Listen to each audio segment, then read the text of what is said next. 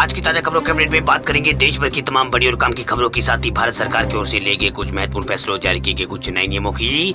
इसके अलावा corona vaccine लगवाने वाले लोगों के लिए आज एक जरूरी और महत्वपूर्ण खबर निकल कर आए सामने, बताएंगे आपको इस अपडेट में। साथ ही अनाथ बच्चों को हर महीने मिलेंगे 2500 रुपए, इस राज्य की सरकार ने किया है ऐलान।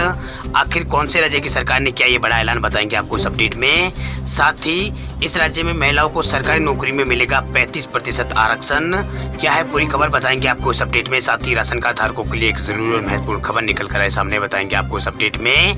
साथ ही भारत में लॉन्च होने से पहले ही विवाद में गिरा है पबजी गेम यानी बैटलग्राउंड मोबाइल इंडिया, फिर सामने आया है चीनी कनेक्शन, क्या है पूरी खबर बताएंगे आपको इस अपडेट में। साथ ही यहाँ पर कोरोना कर्फ्यू और लॉकडाउन से जुड़ी कुछ महत्वपूर्ण बड़ी खबरें निकल कर आ रही है सामने, बताएंगे एक एक करके इस अपडेट में। साथ ही नौकरी पेशा लोगों के लिए बड़ी खबर, केंद्र बदलेगा नियम, 30 मिनट से कम किया अतिरिक्त काम तो भी मिलेगा ओवर टाइम, क्या है पूरी खबर बताएंगे आपको इस अपडेट में। साथ ही आज की तमाम बड़ी और काम की खबरों की बात करेंगे इस अपडेट में। बात करते हैं आज की पहली बड़ी खबर की, तो यूपी में जल्द लागू किया जा सकता है जनसंख्या नियंत्रण कानून, 2 से ज्यादा बच्चों वालों को नहीं मिलेगा सरकारी योजनाओं का लाभ। यूपी में जल्द जनसंख्या नियंत्रण कानून लागू किया जा सकता है। योगी सरकार के निर्देश के बाद विधि आयोग ने कानून को लेकर मसौदा बनाना शुरू यहाँ पर कर दिया है। वह अगले 2 महीनों में से कानून की रूपरेखा बनाकर तैयार इसको यहाँ पर किया जाएगा। मिली जानकारी के मुताबिक ये कानून लागू अगर होता है तो सिर्फ 2 बच्चों वालों को ही सरकारी सुविधाओं का लाभ मिलेगा। वही नई नीति के हिसाब से 2 से ज्यादा बच्चों वालों को परिवारों की सुविधाओं में कटौती करने की तैयारी सरकार की ओर से की जा रही है। वही विधि आयोग के अध्यक्ष आदित्यनाथ मित्तल ने कहा है कि हमारे यहाँ जनसंख्या बढ़ रही है, इसी वजह से समस्याएं पैदा हो रही है। और उन्होंने कहा है कि जो लोग जनसंख्या नियंत्रण करने में अपना सहयोग दे रहे हैं उन्हें सरकारी सुविधाओं और सरकारी संसाधन का लाभ यहाँ पर मिलना चाहिए। चलिए बात करते हैं अगली खबर की, तो जारी हुआ यूपी बोर्ड के 10वीं और 12वीं के नतीजों का फॉर्मूला, इस आधार पर छात्रों को मिलेंगे अंक। कोरोना वायरस महामारी की दूसरी लहर ने देश भर में भयानक प्रकोप ढाया था। वही कोविड से सुरक्षा के मद्देनजर भारत सरकार ने सीबीएसई की 12वीं बोर्ड परीक्षाओं को रद्द कर दिया था। वही सीबीएसई के बाद उत्तर प्रदेश की योगी सरकार ने भी उत्तर प्रदेश बोर्ड परीक्षाओं को रद्द करने का ऐलान किया था। इसी क्रम में रविवार को प्रदेश के उप मुख्यमंत्री डॉक्टर दिनेश शर्मा ने बड़ा ऐलान किया। उन्होंने बताया कि कोविड काल में उत्तीर्ण होने वाले छात्रों को किस आधार पर नंबर दिए जाएंगे।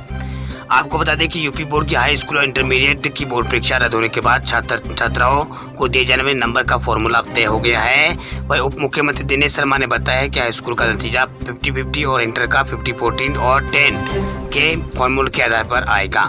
वही दिनेश शर्मा ने आगे कहा है कि इंटरमीडिएट के नतीजों के लिए जो फॉर्मूला तय किया गया है ये है कि छात्रों के हाई स्कूल में कुल अंक 50% और कक्षा 11 के अर्धवार्षिक परीक्षा के अंक 40% और 12वीं क्लास की प्री बोर्ड परीक्षाओं के 10% अंकों को यहाँ पर जोड़ा जाएगा। वही 12वीं के फाइनल रिजल्ट को इसमें शामिल किया जाएगा। इसमें प्रैक्टिकल के नंबर भी जोड़े जाएंगे।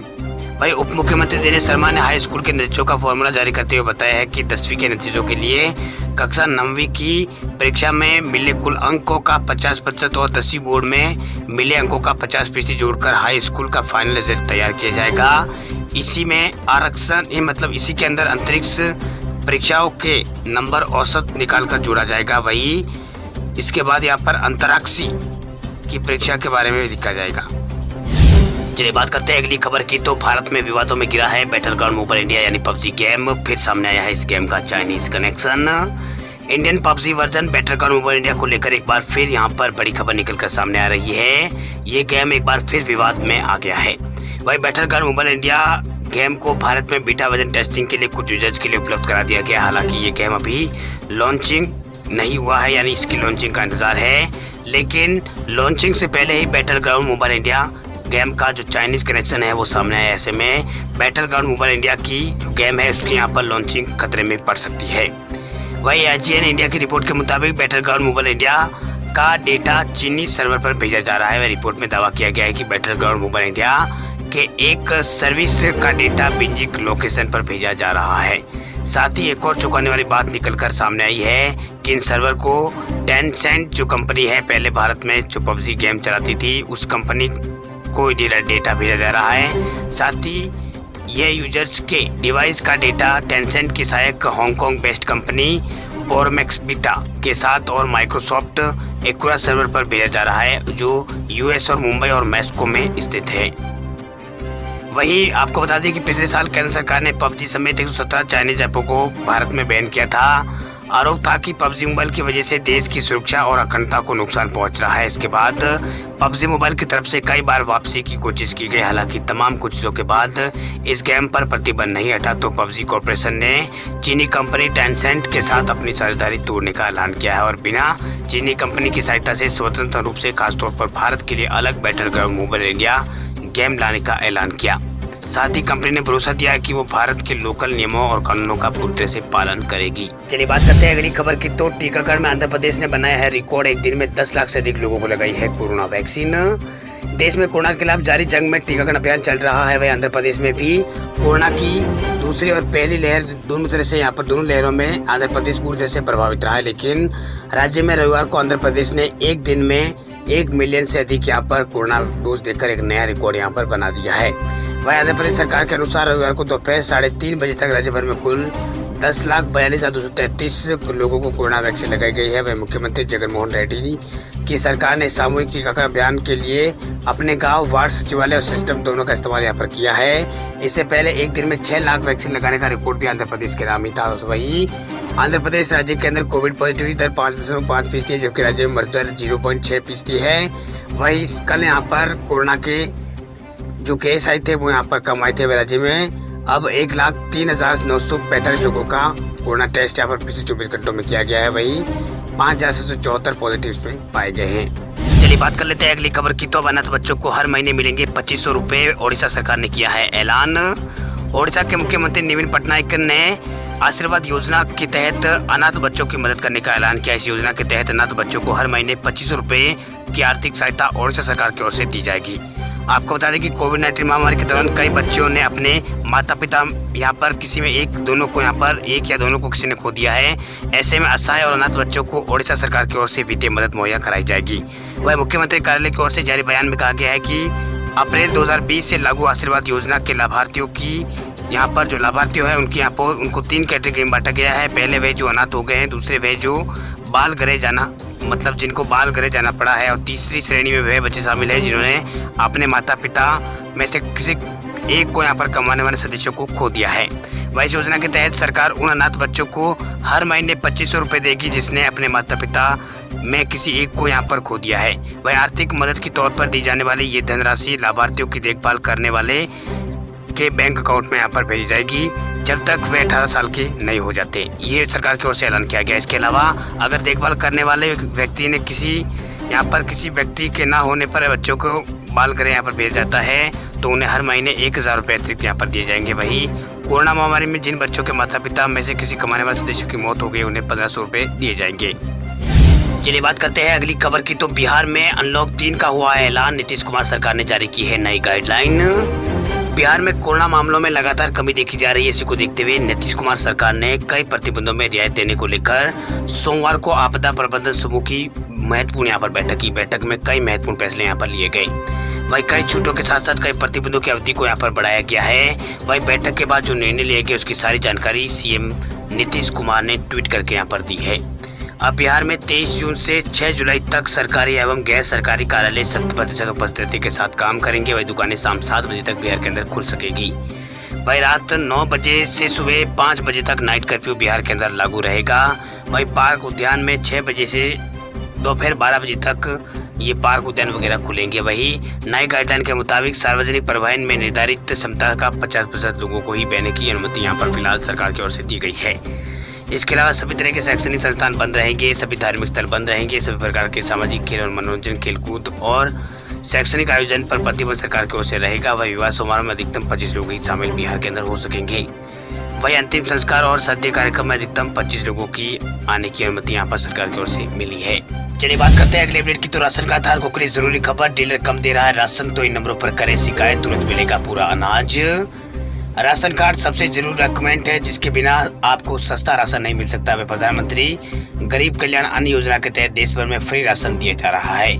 वही 21 जून से उत्तर प्रदेश सरकार ने भी 14 करोड़ लोगों को फ्री राशन देने का ऐलान किया है। वही पिछले साल आत्मनिर्भर भारत पैकेज के दौरान प्रधानमंत्री नरेंद्र मोदी ने देश के हर गरीब को फ्री राशन देने का ऐलान यहाँ पर किया था।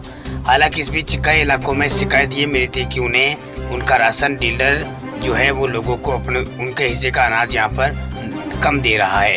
अगर आपके साथ भी कुछ ऐसा यहाँ पर होता है तो आप तुरंत यहाँ पर टोल फ्री नंबर पर कॉल करके यहाँ पर शिकायत दर्ज करवा सकते हैं। वही सरकार ने राज्यों के हिसाब से टोल फ्री नंबर यहाँ पर जारी किए हैं। वह अक्सर देखने को मिलता है कि राशन डीलर राशन कार्ड वालों को उनके तय कोटे का अनाज देने में आनाकानी करता है। ऐसे स्थिति में राशन कार्ड धारकों को परेशानी का सामना करना पड़ता है, लेकिन अब सीधे शिकायत कर अपने हिस्से का राशन लोग ले सकते हैं। ये यहाँ पर बात कही गई है। इसके अलावा कुछ राज्यों के यहाँ पर नंबर यहाँ शो हो रहे हैं। हम आपको बताते हैं दिल्ली के लिए 1800-110-8400 ये नंबर है दिल्ली के। इसके अलावा राजस्थान में भी आप कॉल कर सकते हैं। राजस्थान के लिए हेल्पलाइन नंबर है 1800-180-6363 ये नंबर है। इस पर आप कॉल कर 6161 इस नंबर पर आप कॉल करके शिकायत दर्ज करवा सकते हैं। चलिए बात कर लेते हैं अगले अपडेट की। तो पश्चिम बंगाल में 32,000 शिक्षकों की होगी भर्ती। मुख्यमंत्री ममता बनर्जी ने किया है बड़ा ऐलान। पश्चिम बंगाल की मुख्यमंत्री ममता बनर्जी ने राज्य में शिक्षकों की भर्ती को लेकर बड़ी घोषणा की। उन्होंने दावा किया है कि राज्य में आने वाले समय में कुल 32,000 टीचरों की भर्ती की जाएगी। वहीं ममता बनर्जी ने कहा है कि दुर्गा पूजा से पहले 10,000 प्राइमरी टीचर्स और 14,000 अपर प्राइमरी टीचर्स नियुक्ति यहाँ पर इनकी नियुक्ति यहाँ पर प्रदेश में की जाएगी। वहीं दुर्गा पूजा के बाद राज्य में 7,500 टीचरों को नौकरी दी जाएगी। उन्होंने बताया है कि राज्य में कुल 32,000 शिक्षकों की भर्ती यहाँ पर की जाएगी। वहीं पश्चिम बंगाल के मुख्यमंत्री ममता बनर्जी ने प्रेस कॉन्फ्रेंस को संबोधित करते हुए संभावित तीसरी लहर को लेकर कहा है कि राज्य सरकार पूरी तरीके से तैयार है। वहीं बनर्जी ने कहा है कि सरकार बच्चों के लिए व्यवस्था कर रही है। वहीं कई एक्सपर्टों ने दावा किया है कि कुछ ही हफ्तों बाद देश में कोरोना की तीसरी लहर दस्तक दे सकती है। इस लहर में बड़ी संख्या में बच्चे प्रभावित हो सकते हैं। वहीं मुख्यमंत्री ने दावा किया है कि राज्य में कोरोना वायरस के मामलों में काफी कमी आई है। वहीं मालदा जिले में कई सारी यहाँ पर डेड बॉडीज मिली है जो कि दूसरे राज्यों से बहकर आई है। इन डेड बॉडीज को हमने सम्मानपूर्वक अंतिम संस्कार करवाया है। ममता बनर्जी ने बताया है कि राज्य में अभी भी 2 करोड़ कोरोना वैक्सीन लगाई जा चुकी है। राज्य में अब तक 2 करोड़ वैक्सीन यहाँ पर लगाई जा चुकी है। वहीं उन्होंने कहा है कि 26 जून तक एक यहाँ पर हाई टाइट पश्चिम बंगाल में आने वाला है। चलिए बात कर लेते हैं आज के देश के कोरोना के आंकड़ों की। तो पिछले 24 घंटों में भारत में आए हैं 53,000 से अधिक कोरोना के केस। 88 दिनों में ये सबसे केस है कम। भारत में कोरोना वायरस के मामलों में अब गिरावट जारी है। पिछले 24 घंटों में देश में 53,256 नए कोरोना के केस सामने आए, जो कि पिछले 88 दिन में सबसे कम है। यानी 88 दिन बाद देश में कोरोना के नए मामलों में कमी आई है, कमी रिपोर्ट यहाँ पर हुई है। वही रोजाना होने वाले मौतों का ग्राफ अब नीचे आ रहा है। पिछले 24 घंटों में 1422 लोगों की जान गई। हालांकि इस दौरान 78,000 से अधिक लोग पिछले 24 घंटों में ठीक भी हुए हैं। वही भारत में रिकवरी रेट 96.36% हो गया है। वही दैनिक पॉजिटिविटी रेट 3.83% है। वही भारतीय चिकित्सा अनुसंधान परिषद यानी ICMR के मुताबिक देश में कोरोना के लिए कुल यहाँ पर कल 13,88,000 के आसपास सैंपल टेस्ट किए गए थे। वही देश में पिछले 24 घंटों में कोरोना वायरस की यहाँ पर 30,039 मतलब 30 लाख के आसपास वैक्सीन यहाँ पर लगाई गई थी। वही देश में जो अभी तक वैक्सीनेशन का जो आंकड़ा है वो 28 करोड़ के पास यहाँ पर पहुंच चुका है। 28,36,000 के आसपास भारत में कोरोना के टीके लग चुके हैं।